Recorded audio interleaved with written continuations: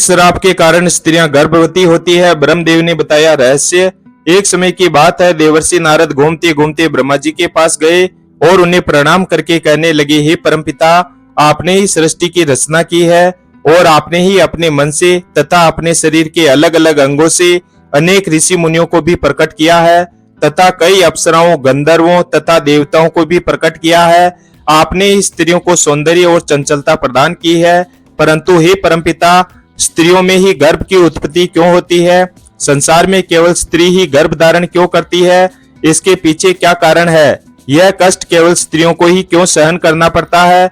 तब ब्रह्मा जी मुस्कुराए और कहने लगे, हे नारद, आज तुमने उचित ही प्रश्न किया है और यह बात सत्य है कि संसार में सभी रोगों और कष्टों से बढ़कर गर्भ धारण का कष्ट होता है। गर्भ धारण करने में स्त्रियों को अत्यधिक पीड़ा होती है। इस विषय में मैं तुमको एक प्राचीन कथा सुनाता हूँ, जिसे तुम ध्यान से सुनना। जो भी स्त्री इस कथा को पूरी सुनती है उसे अत्यंत गुणवान तथा रूपवान पुत्र की प्राप्ति होती है। देवर्षि नारद ने कहा, हे परमपिता, मैं इस कथा को ध्यान पूर्वक सुनूंगा, कृपया आप कथा सुनाना आरंभ कीजिए। ब्रह्मा जी ने कहा, हे नारद, महर्षि पुलस्त्य का जन्म मेरे कान से हुआ था। पुलस्त्य मेरे मानस पुत्रों में से एक है और तुम्हारे भाई है। मैंने उसे अनेक प्रकार की विद्याएं प्रदान की तथा उसके प्रकट होने का उद्देश्य उसे समझाया। फिर मैंने उसे संसार के कल्याण के लिए तपस्या करने का उत्तम कार्य सौंप दिया। मेरी ही आज्ञा से सतयुग में महर्षि पुलस्त्य सुमेरु पर्वत की चोटी पर तपस्या करने के लिए चला गया। वहां पर आश्रम का निर्माण करके पुलस्त्य घोर तपस्या करने लगा। उसी समय अनेक गंधर्व, देवता, दानव तथा अप्सराएं उस स्थान पर विचरण करने के लिए आए। उन सभी की दृष्टि महर्षि पुलस्त्य पर पड़ी तो वे सभी उनकी तपस्या भंग करने की चेष्टा करने लगे। उन्होंने महर्षि पुलस्त्य की तपस्या में अनेक बार विघ्न उत्पन्न करने का प्रयास किया। खेल खेल में अप्सराएं उसके तप को भंग करने का प्रयास करने लगी, उनकी तपस्या में बाधाएं उत्पन्न करने लगी। तभी महर्षि पुलस्त्य ने क्रोध में आकर के वहां पर उपस्थित सभी अप्सराओं और गंधर्वों को यह चेतावनी दी कि आज के बाद जो भी प्राणी उनके सामने आएगा और उनकी तपस्या में विघ्न डालेगा वह गर्भ धारण करेगा। पुलस्त्य की ऐसी कठोर वाणी सुनकर समस्त अप्सराएं और गंधर्व भयभीत हो गए और वहां से डरकर भाग गए। फिर उसी पर्वत की कंदराओं में ऋषि कर्दम की कन्या हविर्भुआ अपने माता पिता के साथ निवास करती थी। वह महर्षि पुलस्त्य के कहे गए वचन को नहीं जानती थी। फिर एक दिन वह अपनी सहेलियों को खोजते हुए सुमेरु पर्वत के उसी स्थान पर चली गई जहां पर महर्षि पुलस्त्य तपस्या कर रहे थे। ऋषि कर्दम की कन्या अपनी सहेलियों को पुकारते हुए महर्षि पुलस्त्य के आश्रम पर पहुंच गई। जब हविर्भुआ महर्षि पुलस्त्य के सामने आकर खड़ी हो गई तो उनकी दृष्टि उस स्त्री पर पड़ी। महर्षि पुलस्त्य की दृष्टि पड़ते ही उस श्राप का प्रभाव उस पर पड़ने लगा और तत्काल ही उसका शरीर नीला पड़ने लगा और वह उसी क्षण गर्भवती हो गई। अचानक उसके शरीर में इस प्रकार का विचित्र बदलाव देखकर हविर्भुआ अत्यंत घबरा गई। उतने में उसकी सहेलियां उस स्थान पर आ गई तो उसने उन सबको उस घटना के बारे में बताया। फिर हविर्भुआ की सहेलियां उसे लेकर उसके पिता के घर पर चली गई। वहां जाकर हविर्भुआ ने अपने माता पिता को सारा वृतांत कह सुनाया। अपनी पुत्री की यह बात सुनकर ऋषि कर्दम को बड़ा ही दुख हुआ। फिर उन्होंने अपने योग बल से सब कुछ देख लिया तो उन्हें पता चला कि महर्षि पुलस्त्य के द्वारा श्राप दिए जाने पर उनकी पुत्री हविर्भुआ गर्भवती हुई है। इससे वे अत्यंत दुखी हुए और तुरंत ही अपनी कन्या को साथ में लेकर वे सुमेरु पर्वत पर चले गए। वहां पर उन्होंने महर्षि पुलस्त्य को देखकर उन्हें प्रणाम किया और क्षमा याचना करने लगे। ऋषि कर्दम कहने लगे, हे महात्मा, आप तो साक्षात ब्रह्मा जी के मानस पुत्र है। सारे संसार में आपकी कीर्ति है। आप परम दयालु और परम कृपालु है। आज मेरी पुत्री के द्वारा अनजाने में ही अपराध हुआ है।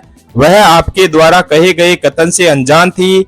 आपके ही श्राप के कारण आज मेरी पुत्री गर्भवती हो गई है। यह संसार की पहली स्त्री है जो गर्भवती बनी है। इसलिए हे मुनिवर, अब मेरी पुत्री से कौन विवाह करेगा? इसे जीवन भर यह कलंक लग जाएगा। इसलिए मैं आपसे हाथ जोड़कर प्रार्थना करता हूँ कि आप मेरी कन्या को पत्नी के रूप में ग्रहण कीजिए।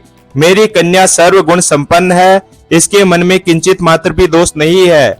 इसने अनजाने में ही आपके श्राप को ग्रहण किया है। यह सदैव ही आपकी सेवा में तत्पर रहेगी। इस प्रकार से ऋषि कर्दम ने आदर पूर्वक महर्षि पुलस्त्य से विनती की ऋषि कर्दम के आदर सत्कार और स्तुति से महर्षि पुलस्त्य अत्यंत प्रसन्न हुए और हवीर बुआ को दिए गए श्राप से उन्हें बड़ा दुख हुआ। फिर उन्होंने ऋषि कर्दम को आश्वासन देते हुए कहा कि हे मुनिवर, मैं आपकी स्तुति से अत्यंत प्रसन्न हूँ। मेरे ही श्राप के कारण तुम्हारी कन्या गर्भवती हुई है, इसलिए मैं तुम्हारी कन्या को मेरी पत्नी के रूप में ग्रहण करता हूँ। तुम अब चिंता ना करो। इस प्रकार से महर्षि पुलस्त्य ने ऋषि कर्दम की कन्या को पत्नी के रूप में स्वीकार कर लिया। फिर ऋषि कर्दम की कन्या हवीर बुआ महर्षि पुलस्त्य के साथ उनके आश्रम पर ही रहने लगी और दिन रात सच्चे मन से उनकी सेवा करने लगी।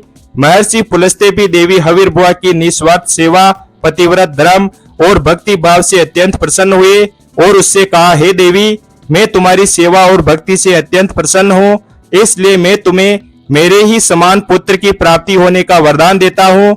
जिस समय तुम मेरे सामने आई थी उस समय मैं वेदों का पाठ कर रहा था और तुमने वेदों का श्रवण भी किया है, इसलिए तुम्हारा पुत्र चारों वेदों में पारंगत होगा और समस्त संसार को वेदों का ज्ञान प्रदान करेगा।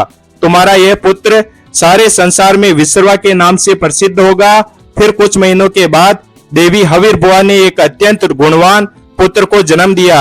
महर्षि पुलस्त्य के कथन के अनुसार उस पुत्र का नाम विश्रवा रखा गया। विश्रवा अपने पिता महर्षि पुलस्त्य के समान ही विद्वान, सत्यवादी और धर्म का पालन करने वाले थे। उनकी ख्याति संपूर्ण विश्व में हुई। उनकी कीर्ति और महानता को देखते हुए महर्षि भारद्वाज ने अपनी पुत्री इडविला का विवाह उनके साथ कर दिया। फिर मुनि विश्रवा की पत्नी इडविला के गर्भ से एक पुत्र का जन्म हुआ जिसका नाम वेश्रवण रखा गया। वेश्रवण का एक नाम कुबेर है। कुबेर जी ने ब्रह्मा जी को प्रसन्न करने के लिए कठोर तपस्या की। फिर कुबेर की तपस्या से प्रसन्न होकर ब्रह्मदेव ने उन्हें वरदान दिया और उन्हें उत्तर दिशा का स्वामी तथा धन अध्यक्ष बना दिया। इसके साथ ही मन की गति से चलने वाला पुष्पक विमान कुबेर को भेंट दिया। कुबेर जी धन के स्वामी है। गंधमादन पर्वत पर स्थित संपत्ति का चौथा भाग कुबेर जी के ही नियंत्रण में है। कुबेर जी ने उस धन का 16वां भाग मनुष्यों को प्रदान किया। महर्षि विश्रवा की दूसरी पत्नी का नाम केकसी था। एक बार भगवान शिव ने माता पार्वती के लिए अत्यंत सुंदर महल का निर्माण करवाया था जिसे लंका नाम दिया गया। उस लंका के गृह प्रवेश के समय भगवान शिव ने ऋषि विश्रवा को भी निमंत्रण दिया हुआ था। ऋषि विश्रवा अपनी पत्नी को लेकर लंका के गृह प्रवेश में गए थे। जब भगवान शिव ने ऋषि विश्रवा को दान मांगने के लिए कहा तब विश्रवा की दुष्ट पत्नी केकसी ने छल से उन्हें लंका मांगने के लिए विवश कर दिया और भगवान शिव तो भोलेनाथ है, उन्होंने विश्रवा को लंका दान में दे दी, जिससे माता पार्वती को अत्यंत क्रोध आ गया और उन्होंने केकसी को श्राप देते हुए कहा कि आज तुमने मेरे पति से जिस सोने की लंका को मांगा है, एक दिन यही तुम्हारी इस सोने की लंका को जलाकर भस्म कर डालेंगे। इसके बाद विश्रवा ने भगवान शिव द्वारा प्रदान की गई सोने की लंका को अपने पुत्र कुबेर को दे दी, किंतु बाद में केकसी के पुत्र रावण ने कुबेर से वह लंका छीन ली। लेकिन त्रेता युग में भगवान शिव के अवतार हनुमान जी ने उस सोने की लंका को जलाकर भस्म कर डाला था। ब्रह्मा जी कहने लगे, हे नारद, इस प्रकार से महर्षि पुलस्त्य के श्राप के कारण संसार की स्त्रियां गर्भवती होती है। मैंने संसार की समस्त स्त्रियों को पुरुषों से भी अधिक सहनशील बनाया है। उनमें हर दुख को सहन करने की क्षमता पुरुषों से अधिक है। इसलिए स्त्री की रचना करने में मुझे सबसे अधिक समय लगा। गर्भ धारण करना यह स्त्रियों के लिए श्राप रूपी वरदान ही है। मैंने स्त्रियों के अंदर ममता और प्रेम का भाव डाल दिया, जिससे स्त्रियां अपने बच्चों का पालन पोषण कर सके। इस संसार में स्त्रियों की तुलना किसी से नहीं की जा सकती है। स्त्रियां ही इस संसार की आधार है, इसलिए इस संसार की सर्वश्रेष्ठ रचना स्त्री को ही कहा गया है। इस प्रकार महर्षि पुलस्त्य के श्राप के कारण ही संसार की स्त्रियां गर्भवती होती है। वीडियो अगर पसंद आया हो तो वीडियो को लाइक और हमारे चैनल शिव भक्त को सब्सक्राइब करें और अपने दोस्तों के साथ शेयर करें। धन्यवाद। और कमेंट बॉक्स में हर हर महादेव अवश्य